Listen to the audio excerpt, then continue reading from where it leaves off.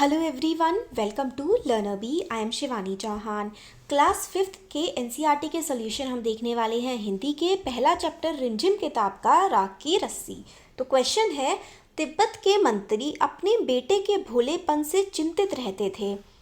तुम्हारे विचार से वह किन किन बातों के बारे में सोचकर परेशान होते थे?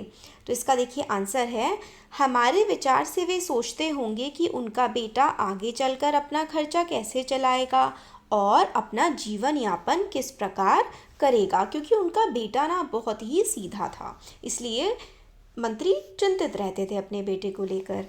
तुम तिब्बत के मंत्री की जगह होती तो क्या उपाय करती?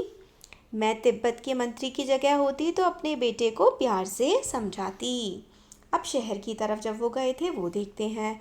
मंत्री ने अपने बेटे को शहर की तरफ रवाना किया।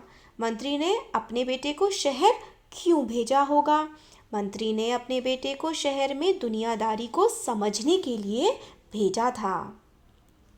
उसने अपने बेटों को भेड़ों के साथ शहर ही क्यों भेजा? उसने अपने बेटों को भेड़ों के साथ शहर इसलिए भेजा क्योंकि वह उसे चतुर और समझदार बनाना चाहता था।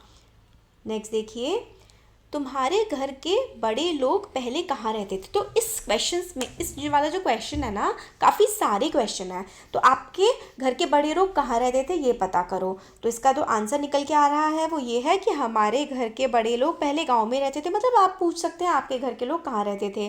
फिर कुछ तो आज पड़ोस में किसी व्यक्ति, तो मतलब देखो ये क्वेश्चन में मैं आपको समझा देती हूँ। क्वेश्चन की लैंग्वेज बहुत अजीब है। आप अपने पड़ोसियों से भी बात कर सकते हैं, आप उनसे पूछ सकते हैं कि वो लोग कहाँ रहते थे पहले और अब कहाँ रहने लगे हैं। एक पुरुष, एक महिला, एक बच्चे से बात करें आप, और वो जो जो आपको आंसर बताएंगे उसके अकॉर्डिंग आप आंसर लिख सकते हैं, या फिर यहाँ पर जो मैंने आंसर दिया हुआ है वो भी आप लोग लिख सकते हैं। ये वाला क्वेश्चन एग्जाम में नहीं आएगा। तो अब हम आगे चलते हैं। जौ एक तरह का अनाज है जिसे कई तरह से इस्तेमाल किया जाता है। इसकी रोटी भी बनाई जाती है, सत्तू बनाया जाता है और सूखा भूनकर भी खाया जाता है। अपने घर में और अपने स्कूल में बातचीत करके कुछ और अनाज के नाम पता करो। तो गेहूँ, जौ, बाजरा, चना, मक्का, सोयाबीन, ये सारे के सारे क्या हैं? ये सारे के सारे अनाज के रूप हैं। गेहूँ और जौ अनाज होते हैं और ये तीनों शब्द संज्ञा हैं। गेहूँ और जौ अलग अलग किस्म के अनाजों के नाम हैं, इसलिए ये दोनों व्यक्तिवाचक संज्ञा हैं और अनाज जातिवाचक संज्ञा है। इसी प्रकार रिमझिम व्यक्तिवाचक संज्ञा है और पाठ्य पुस्तक जातिवाचक संज्ञा है। तो आपको संख्याएं बतानी है। तो उत्तर देखिए, व्यक्तिवाचक संज्ञा कौन कौन सी हुई? तो देखो व्यक्तिवाचक संज्ञा हमारे पास है लेह, शेरवानी, तांबा, खिचड़ी। जातिवाचक धातु, भोजन, शहर, वेशभूषा। अब तीन तीन व्यक्तिवाचक और 3 जातिवाचक संज्ञाएं खुद लिखकर बताएं। तो धातु के एग्जाम्पल देने हैं आपको। सोना, चांदी, लोहा। भोजन रोटी, दाल, चावल। शहर दिल्ली, मुंबई, कलकत्ता। वेशभूषा धोती, साड़ी और कमीज। तुम शेर, मैं सवा शेर, ये पाठ का आगे का भाग है।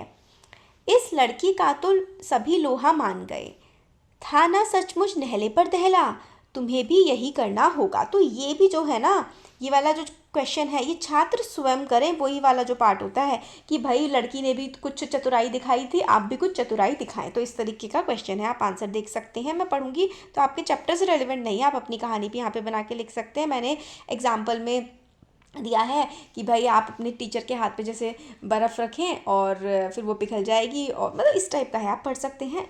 ये खुद से बना करके लिखने वाले क्वेश्चन है, तो सिंपल आंसर दे दिया है। चैप्टर रिलेटेड क्वेश्चन देखते हैं।